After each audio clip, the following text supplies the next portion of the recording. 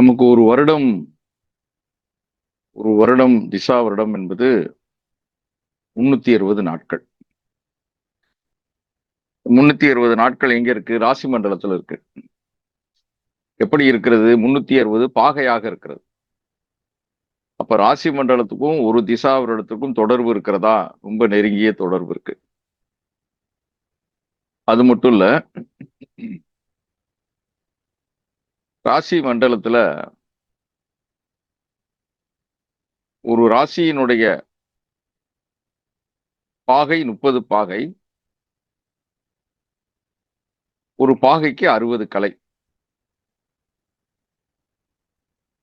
இந்த 60 கலையை பெருக்கணும்னா 30 × 60 1800 வரும். அதுல 0வை எடுத்துட்டீங்கன்னா 18. 18 12 உயிரெழுத்து, 18 மெய்யெழுத்து.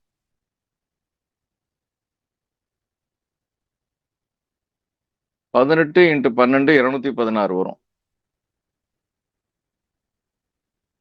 இந்த 216 உயிர்மெய் எழுத்துக்கள். அந்த 1800ல 2 0வை கழிச்சோம்ல, அந்த 2 0வை இங்க தூக்கி போடுங்க. 216ல இருந்து 2 0வை கூட்டிங்கன்னா 21,600. இது ஒரு நாள் சுவாசம். தமிழுக்கும் நம்முடைய ஆயுளுக்கும் எவ்வளவு தொடர்பு இருக்குன்றத பார்த்துக்கோம்.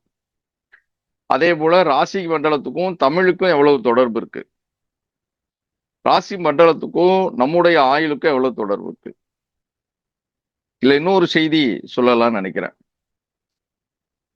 ஒரு கணக்கீடுங்கும் போது யுகங்களுடைய கணக்கீடு 43,20,000 வருடம் மொத்தம், 4 யுகங்களும் சேர்ந்து. இதுல கலியுகத்தினுடைய வருடம் 4,32,000. அதான் 4,32,000 × 10 43,20,000. இதுதான் மொத்த யுகங்கள். கிருதா யுகம், திரேதா யுகம், துவாபார யுகம், கலியுகம். இல்ல தசாவதாரத்துக்கும் இந்த யுகங்களுக்கும் நெருங்கிய தொடர்பு உண்டு. முதல் யுகம் இருக்கு இல்லையா, கிருதா யுகம். கிருதா யுகத்துல 4,32,000 இருக்கும். அப்ப 4,32,000 என்றால் 17,28,000. இதுதான் கிருதா யுகத்தினுடைய மொத்த வருடங்கள். ஒவ்வொரு 4,32,000 வருடத்திலையும் ஒரு அவதாரம் நிகழ்ந்திருக்கு. அப்ப கிருதா யுகத்துல 4 அவதாரங்கள் நிகழ்ந்திருக்கின்றன. முதல் அவதாரம் மச்சம், 2வது அவதாரம் கூர்மம், 3வது அவதாரம் வராகம், 4வது அவதாரம் நரசிம்மம். இது முறையே 4,32,000 வருஷத்துக்கு ஒரு முறை ஒரு அவதாரம் நிகழ்ந்திருக்கு. ரொம்ப முக்கியமான செய்தி இது. சும்மா போற போக்குல இந்த காலக்கணிதத்தெல்லாம் எழுதி வைக்கல. அதுக்கப்புறம் கிருதா யுகத்துல இருந்து திரேதா யுகம் தோன்றுகிறது. இந்த திரேதா யுகத்துல என்ன, அது கிருதா யுகத்துல 4,32,000 இருக்கும். திரேதா யுகத்துல 3,432,000. அப்ப திரேதா யுகத்தினுடைய வருடங்கள் 12,96,000 மொத்தம். அதாவது 4,32,000 × 3ன்னு போட்டீங்கன்னா வந்துடும். இந்த 12,96,000 வருடத்துல 3,432,000 இருக்கு. ஒவ்வொரு 4,32,000 வருடத்திற்கும் ஒரு அவதாரம் நிகழ்ந்திருக்கு. அப்ப கிருதாயுகம் கடந்து திரேதாயுகத்துல 3 அவதாரம். என்னென்ன அவதாரம்?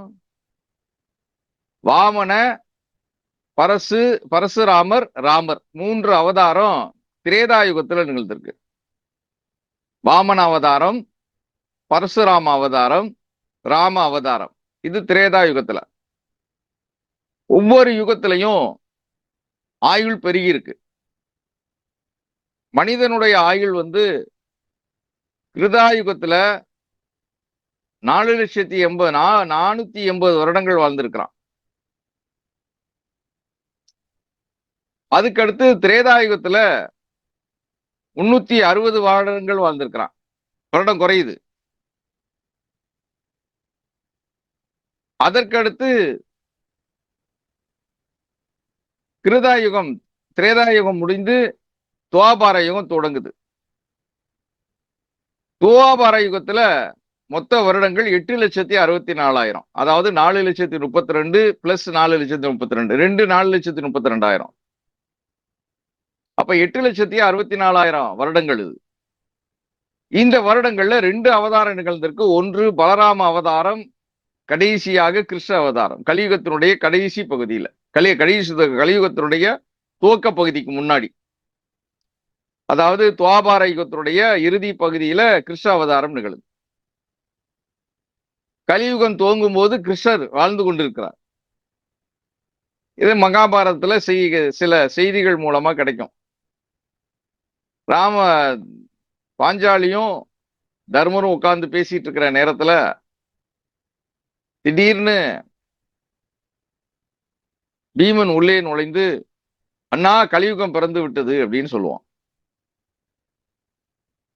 அவங்களுக்குள்ள ஒரு ஒப்பந்தம், காலனிகள் வெளியே இருந்தா யாரும் உள்ள வரக்கூடாது. அப்ப காலனி வெளியே இருக்கும் போது திடீர்னு உள்ள வந்ததுக்கு அப்புறம் கலியுகம் பிறந்துச்சு, எனக்கு தெரியும் அப்படின்னு. எப்படி உங்களுக்கு தெரியும்? தான் நீ காலனியோடு உள்ள வந்திருக்கிற. இரண்டாவது என்னுடைய காலனி வெளியில இருக்கும்போது அதையும் தாண்டி உள்ள வந்திருக்கிற. அப்போ உன்னை அறியாமல் பிழை செய்திருக்கிறாய். அப்ப கலியுகத்துல நம்மை அறியாமலே பல பிழைகள் செய்வோம், கலியுகம் பிறந்து விட்டது என்பதை எனக்கு தெரிந்து கொண்டேன் என்று தர்மர் சொன்னாராம். இது மகாபாரதத்துல இருக்கக்கூடிய செய்தி.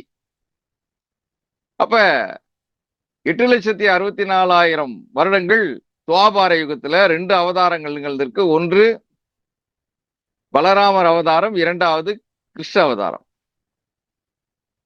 இப்ப நாம வாழ்ந்து கொண்டிருக்கக்கூடிய கலியுகம் பிறந்து விட்டது. 5,000 சுற்றம் வருடம் போயிருக்கு. மொத்தம் நம்மளுடைய வருடம் 4,32,000. சார் 5,000 தான் போயிருக்கு, இப்பவே தாங்க முடியலையே சார். ஒரு பக்கம் கொரோனான்றாங்க, இன்னொரு பக்கம் எல்னினோன்றாங்க, இன்னொரு பக்கம் பூமியே வெடிச்சிருன்றாங்க. எப்படி வாழ்றது? எல்லாம் பகவான் கையில விட்டுட்டு நாம நல்லவர்களா வாழும்போது எந்த ஒரு பாதிப்பும் வராது. அப்ப 4,32,000 இந்த வருடத்துல, இந்த 4,32,000 எந்த அவதாரம் நிகழ இருக்கிறது என்றால் கல்கி அவதாரம் நிகழ இருக்கு. இன்னும் நிகழல. இந்த கல்கி அவதாரம் தான் புத்தர்ன்றாங்க, கல்கி அவதாரம் தான் இயேசுன்றாங்க. இந்த கல்கி அவதாரம் தான் இனி வருவார், இனி பிறக்க போகிறார், அல்லது பிறந்து விட்டார் என்றெல்லாம் சொல்லிக் கொண்டிருக்கிறார்கள். அவங்க என்ன வேணாலும் சொல்லட்டும், இந்த 4,32,000 இன்னொரு அவதாரம் நிகழுது என்று நாம எடுத்துக்கொள்ளலாம். இந்த கணக்கீடு ஏன் சொல்றேன் அப்படின்னா, மொத்தம் 4,43,20,000 என்பது சதுர்யுகம். இத பாதியா பிரிங்க, 21,60,000 என்பது வரும். அப்ப 21,60,000 என்பதை 2 சைஃபரை எடுத்துட்டீங்க அப்படின்னா 21,600 வரும். இந்த 21,600 என்பதுதான் ஒரு நாள் சுவாசம். அதாவது சந்திரனுடைய திசா புத்திகளோட 10 வருடத்துக்கு கூட்டம்னா இந்த அமௌண்ட் கிடைக்கும். சந்திரனுடைய திசா வருடம் என்பது 360. இத 10 வருடத்தை கூட்டினோம்னா 3,600 வரும்.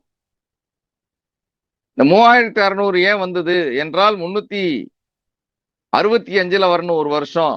3,600 ஏன் வந்தது என்று பார்த்தால் அங்கேதான் திசா வருடம் என்ற ஒன்று இருக்கிறது.